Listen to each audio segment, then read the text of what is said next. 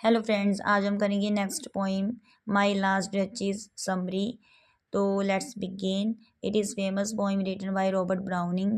Robert Browning के द्वारा लिखी गई बहुत ही फेमस पोइम है। It is a dramatic monologue in which one person speaks out his thoughts. तो ये एक ड्रामेटिक मोनोलॉग है जिसमें एक पर्सन बोलता है अपने विचारों से। तो the speaker in the poem is Duke of Ferreira who is powerful, proud, jealous and hard hearted man. तो स्पीकर जो है ना पोइम का, वो एक ड्यूक है जो कि पावरफुल भी है ना, प्राउड भी है, जेलस भी है उसमें, और हार्ड हार्टेड मैन है। He speaks to an envoy of a count whose daughter he wants to marry. तो वो बोलता है काउंट से, है ना, जो जिसकी डॉटर से वो शादी करना चाहता है। He point out to portrait on a wall. तो वो एक पॉइंट करता है, मतलब ना तस्वीर की जो कि दीवार पर है। The portrait is that of the duke's wife.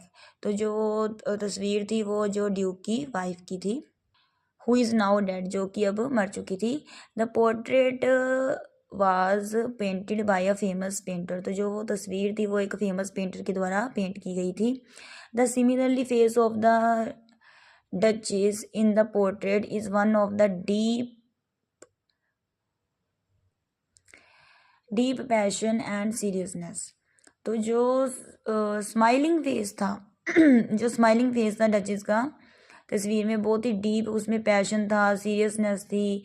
The due explains that the duchess smile was not for her husband alone. Perhaps the painter made a flattering remark that she smiled.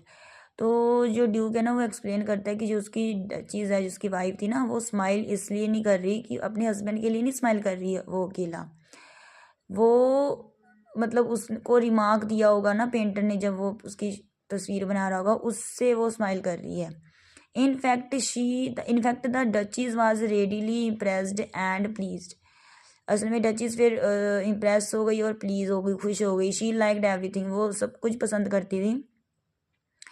She appreciated her husband's love, तो वो appreciate भी करती थी अपने husband के love को। She had a smile ready for everyone.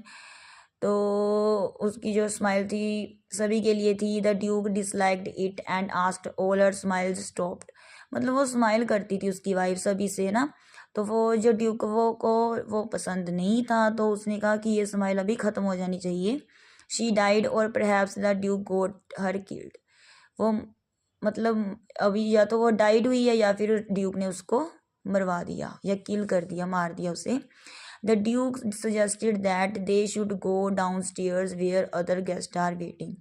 तो duke जो सजेस्ट करता है कि वो उन्हें जाना चाहिए, नीचे जाना चाहिए जहाँ अदर गेस्ट जो हैं वो वेट कर रहे हैं। As a two go down stair the duke draws the envoy's attention towards bronze statue of the sea god.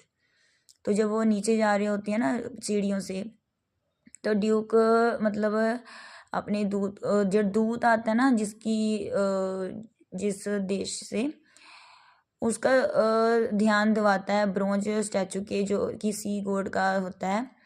तो he suggest that the will control his wife in the same way. He will control his wife in the same way, कि जैसे वो statue में ना अभी वो control किया गया है, वैसे ही वो अपनी वाइफ को कंट्रोल में रखेगा। थैंक्स।